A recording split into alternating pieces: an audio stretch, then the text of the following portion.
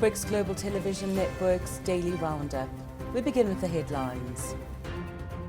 Have South Africans fallen out of love with the governing party? Russia plans to remove the Taliban from its list of banned terrorist organizations. Iran and the International Atomic Energy Agency put talks on hold. And 5 players who shone in India's Premier League tournament. Hello, I'm Juliette Newell. Voting in South Africa's general election has already begun, with around 600,000 of the elderly and infirm casting their votes on Monday. Others who were also allowed to vote on Monday include policemen, prisoners and essential workers. For the rest of the 27 million registered electorate, voting stations across the country open at 7 a.m. on Wednesday and will remain open until 9 p.m. It's a crucial election in the country's 30-year democracy, with the governing party doing all it can in the run-up to elections to cling on to an absolute majority. That's more than 50%. But as the dust settles on this past weekend's African National Congress rally held at the FNB Stadium, has the party done sufficient to convince enough people to give it another chance? Well, I'm joined now by my colleague Ray White to chat about that and the importance of a great turnout on Wednesday. Hello Ray, thanks for joining me. Do you think the ANC's done enough to hold on to its support base? No, definitely not, because we've seen power cuts, we've seen water shortages. General service delivery has been a major problem in South Africa. South Africans are fed up. They're saying to themselves, we don't have to live this way. But the big thing is, who do you vote for if you don't vote for the ANC? How did the special voting go, by the way? It's gone very well. There have been 1 or 2 problems in Umtata in the Eastern Cape. 2 people shot dead in taxi violence, and you see at this time when people do vote that it's very opportunistic because they have the country's attention, so they know if they protest now there's going to be a problem and they'll get attention. So you were talking about who do you vote for? If not the ANC, who do you go for? Well, that's the big thing. So it's been voter education all round, and all the different political parties have been out there saying, we are now the new answer to everything. So do you take a chance and go with the new people, or do you just vote ANC? But the choices are out there, so it's up to you. Who could the ANC cozy up with if they don't get that majority? Well, they've got some choices. They've got the economic freedom fighters, so it's them on the one hand, the EFF. It could be them, but they're quite sort of on the left-hand side of the spectrum. You have the opposition DA, it could be them as well. So they're the middle of the road guys. A lot of people hoping for peace and prosperity, of course, so they've got their choices, but what happens if they don't go and get over 50%? What about the MK party? Do you think they're going to get a lot of support? They will. In KwaZulu-Natal, they've got a lot of support there. It's the Jacob Zuma base, and watch this space because they are going to be making news headlines.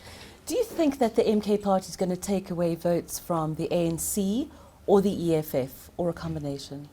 I think mostly ANC. Okay. These are the Jacob Zuma voters or support base, and they're against President Cyril Ramaphosa, so you're going to see a loss for the ANC right there in KwaZulu-Natal.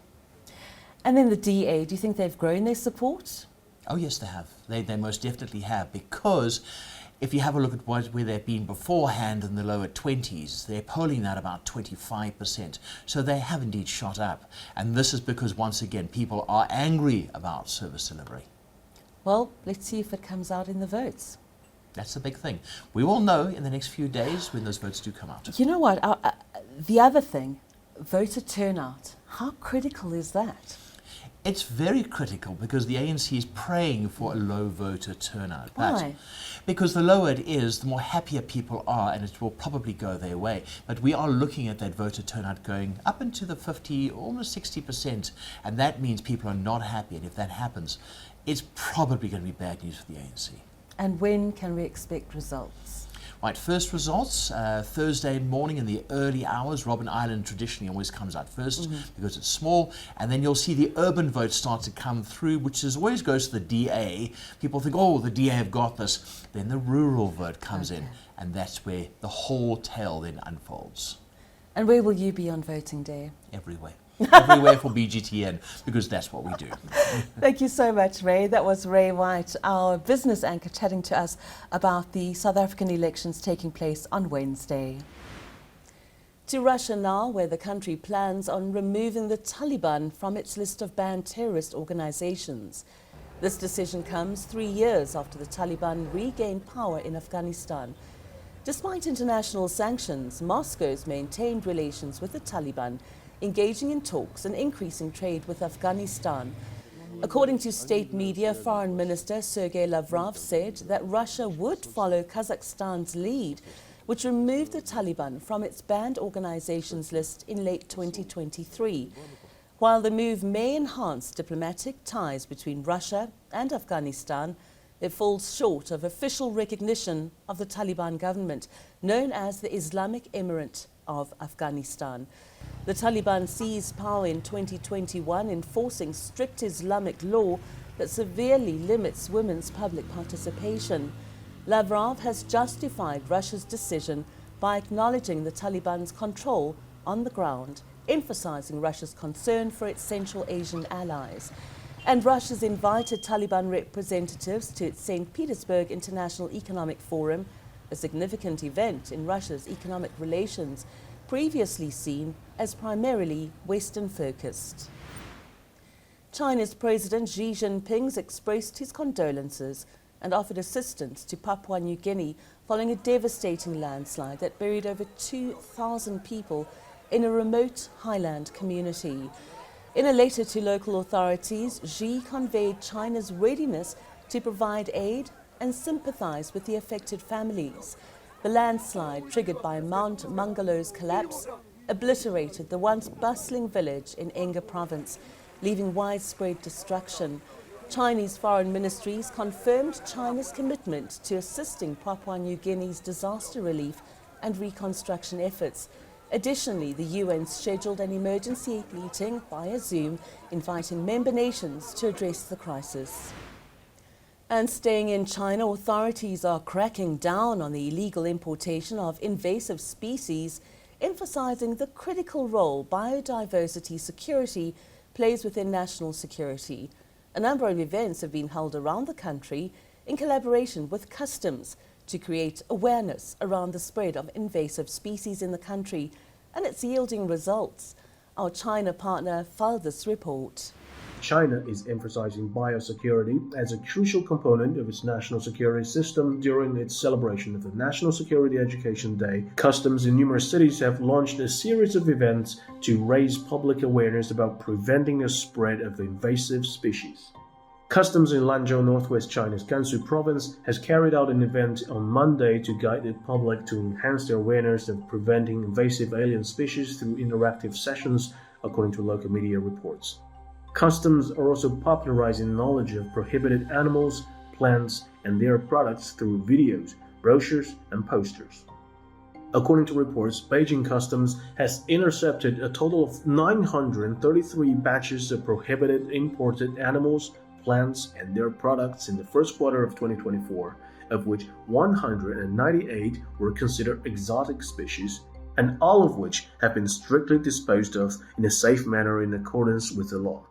Customs officers in Changsha, central China's Hunan province, have seized 106 kinds of foreign pests from trade channels, 74 kinds of foreign species from travel and postal inspection, and other channels in the first quarter of 2024.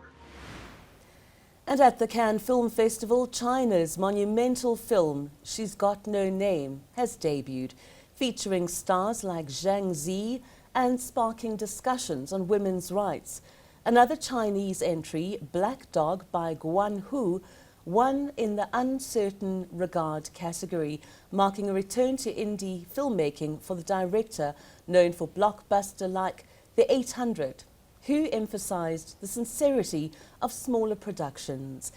Directed by Peter Chan, She's Got No Name has captivated Chinese social media with its star-studded cast, including Zhang, Lei Jian, Yang Mi, and Jacquan Yi.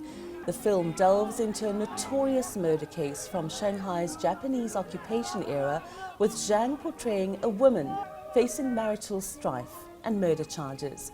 Addressing women's rights, the film arrived amid China's tightening grip of feminist activism under President Xi Jinping, prompting cautious responses from celebrities wary of government scrutiny. Coming up, BRICS Plus Business News.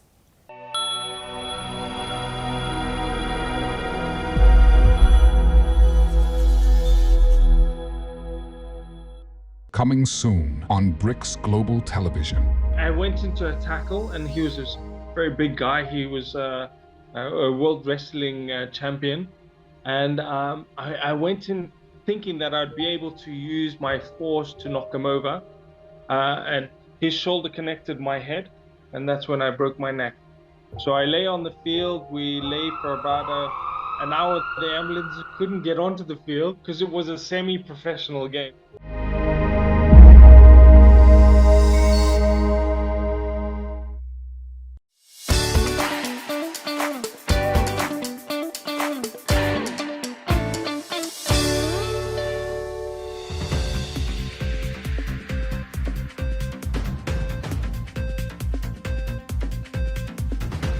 In BRICS Plus Business News, Russian President Vladimir Putin's announced that Moscow would significantly increase gas shipments to Uzbekistan, this during a visit to the landlocked former Soviet Republic on Monday.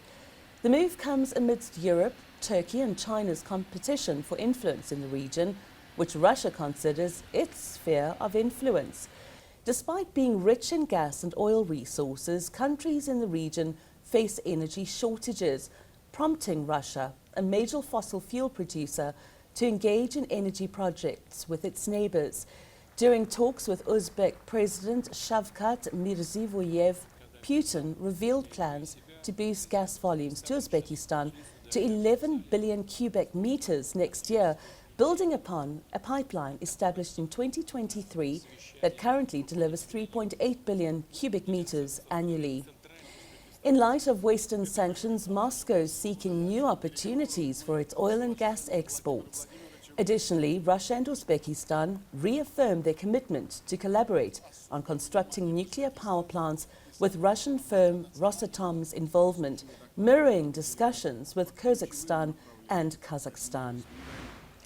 Planned talks between Iran and the International Atomic Energy Agency on Tehran's nuclear program are on hold after the death of President Ibrahim Raisi. The president, the country's foreign minister, and others died when the helicopter they were traveling in went down in a mountainous area near the border of Azerbaijan in bad weather conditions.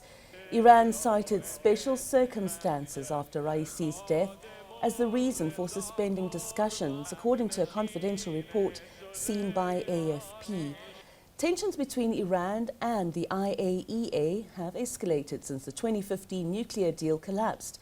Iran's reduced its cooperation by disabling surveillance devices and blocking UN inspectors.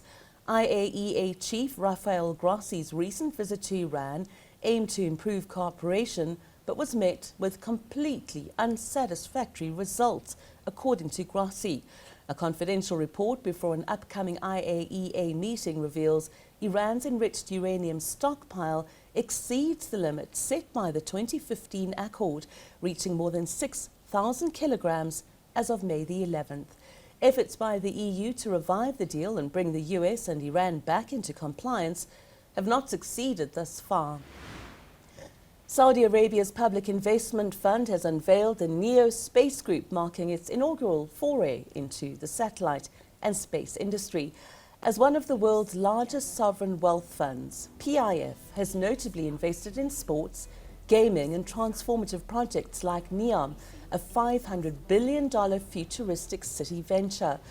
The Space Group represents PIF's debut in space-related investments, aiming to bolster commercial space endeavors locally and globally, while fostering innovation and localization in Saudi Arabia's satellite sector.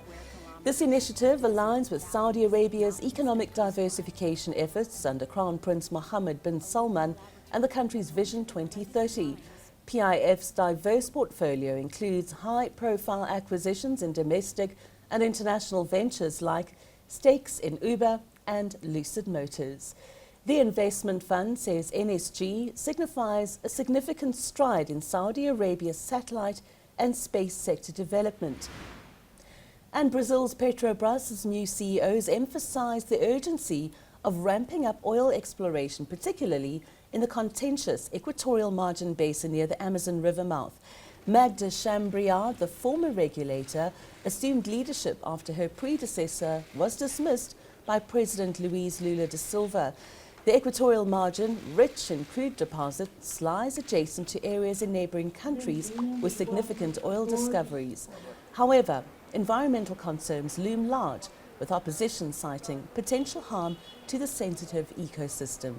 Despite hurdles, Chambriard has expressed government's desire to proceed, acknowledging the need for stringent environmental safeguards. With Brazil's deep water reserves projected to peak by 2030, Chambriard underscored the importance of resource management and self-sufficiency amid recent leadership changes triggered by internal conflicts and shareholder disputes. Coming up, BRICS Plus Sport with Yolanda Pondo.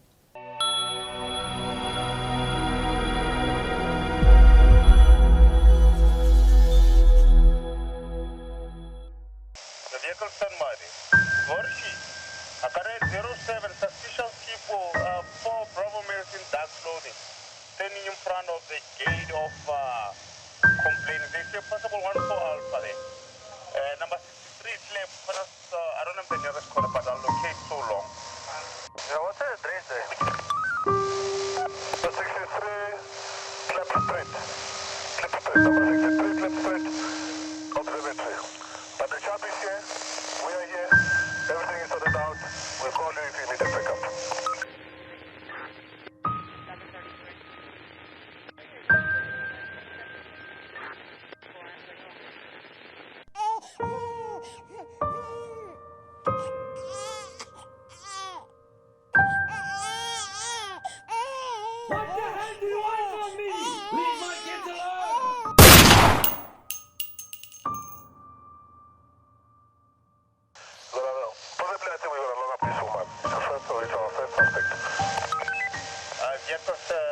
Vehicles can cancel on that one. I've got a vehicle on the scene already.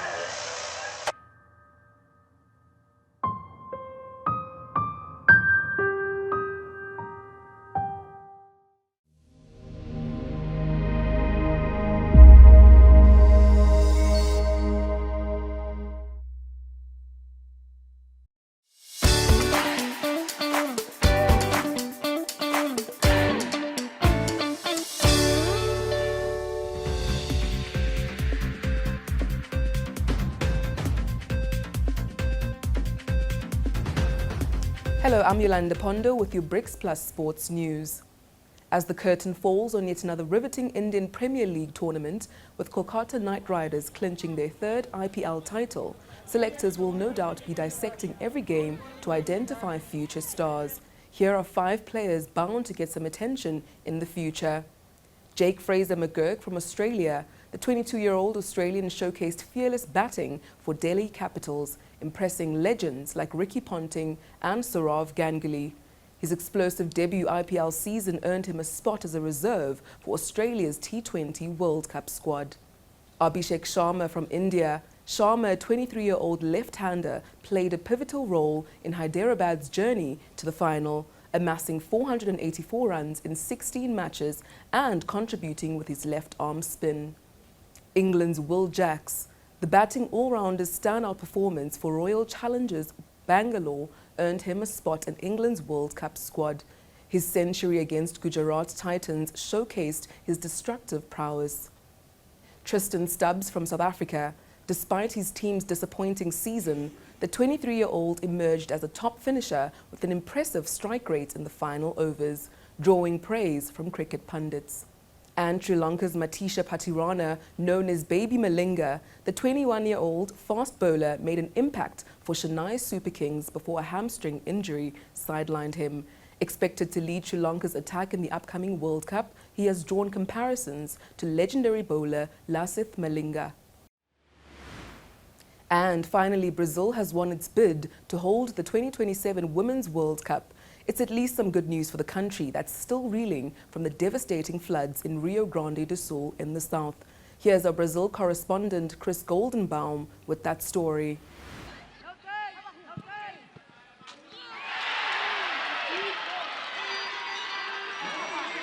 Female football was forbidden in Brazil for 40 years.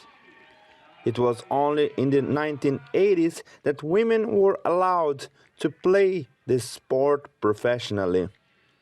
By then, Brazil's male team was already a three-time world champion and had the best player in football history, Pelé. The market outlook for women's soccer began to change a little in 2016. Let's put it this way. When Rio de Janeiro hosted the Olympic Games, right? The athletes went all the way to the semi-finals, competed, played out, the stadiums filled up. Then came the 2019 World Cup in France, in which Brazil also ended up being eliminated in the 16th round, but also had a campaign that filled the eyes of the fans here in Brazil. So I think the scenario starts to change in 2019 onwards. Because of the results of the World Cup, the results of the ticket sales, the audiences here in Brazil, it was the first time that Open TV showed the World Cup to the fans, bringing a greater reach, greater publicity.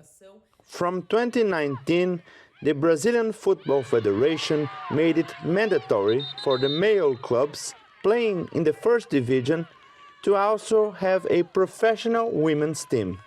This brought significant development. The era of women's football now gained a new exciting chapter.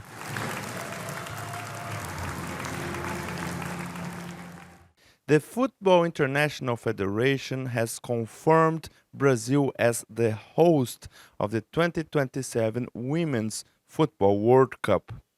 Brazil hosted the Male World Cup in 2014, so most of the infrastructure is already in place.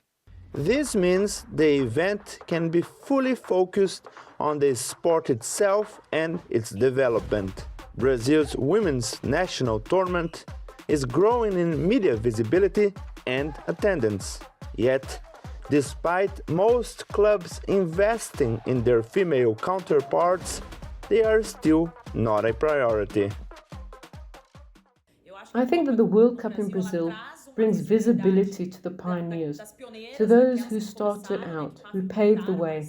And also, it affects the sport economically, because if we play good games, we have good campaigns. We'll attract even more fans. And it's especially important for children. For a long time here in Brazil, we were a country that didn't have a base for training athletes.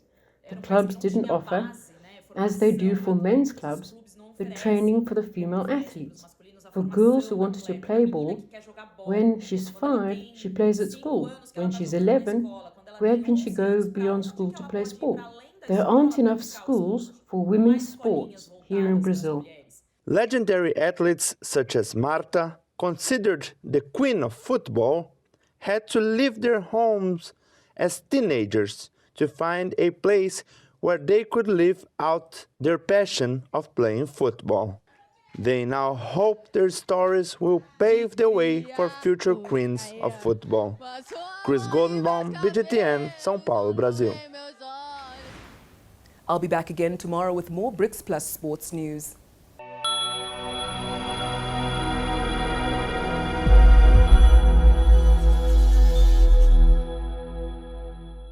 Coming soon on BRICS Global Television. You donated your kidney to a stranger.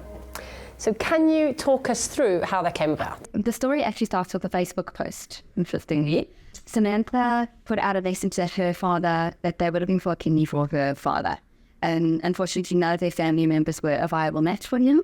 And they were turning outwards to try to find someone to come forward to say goodbye.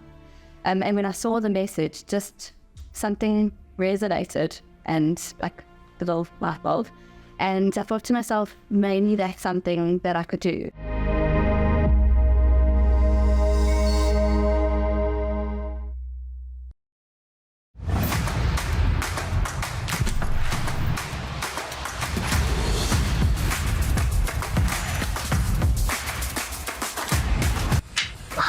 Hi, I'm Ava. I think you should watch BGTN TV because it's the best.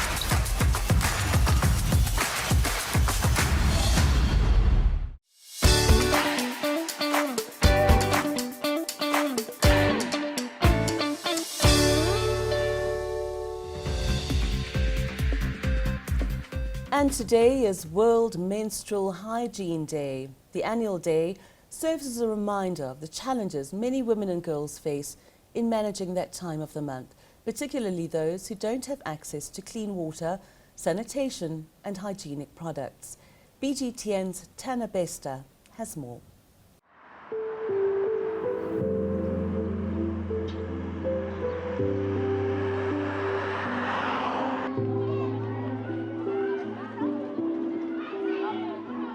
There is a girl, as we speak right now in South Africa, who has already missed the day of school today or cannot go to school tomorrow simply because they do not have a packet of sanitary pads. So affordability is a big issue.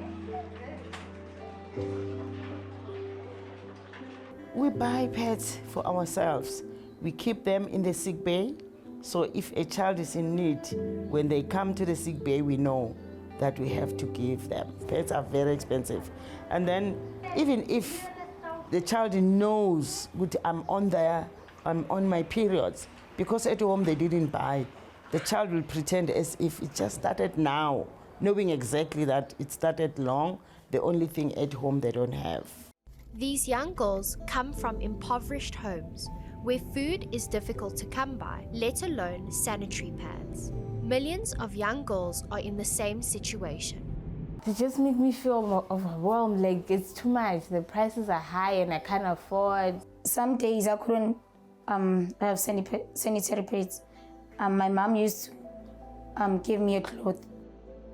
4 in 5 South African girls don't have access to menstrual hygiene products. They feel embarrassed and are often afraid, stressed, lonely and helpless when they have their periods. The result is that most of them choose to miss school during this time, which causes them to fall behind in their studies. The term menstrual poverty has been coined. I found out they were using rags, tissue, t-shirts, newspaper, grass, feathers, sand, all kinds of terrible, unhygienic things, even cow dung wrapped in a cloth. Anything unhygienic just to try and absorb the blood. I just thought, I don't want these girls to be dependent on me. I want them to have their freedom and to enjoy their period without being dependent on anybody. I wanted to take the age-old solution, which is the cloth pad, but modernize it with new fabrics, new designs, so that it can actually work for the modern woman. Palesa Pads packages reusable sanitary products that last up to 5 years. Owner Cherie de Vet read an article about girls missing school because of this, quit her job and used all her money to set up this organization to help provide sanitary pads to girls who couldn't afford to buy them. Palesa pads have been really helpful because I can use them more than once. They're very comfortable, they do not leak, they do not stink, so yeah, they've been very helpful. I cannot come to school whenever I'm on my periods, yes, and I can walk freely. For these young girls, it's a life changer. We need to do the best we can to make sure that our young girls, our sisters, our cousins, and those girls in the communities where we come from are always taken care of, more especially with issues of sanitary pads.